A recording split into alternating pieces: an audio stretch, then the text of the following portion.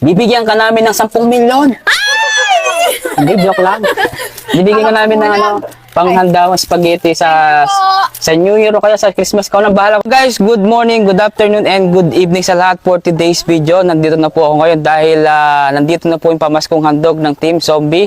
At ito po muli si Edward Laksina para po magbigay po ng konting pamaskong handog sa lahat po ng mga nandito sa amin. At siyempre, priority ko muna yung mga daga rito. Yung talagang deserve na bibigyan. Sabi nga nila, malit man o malaki, ay matuto tayo magpasalamat kasi blessing yan, huwag mong tanggihan yung blessing. Okay?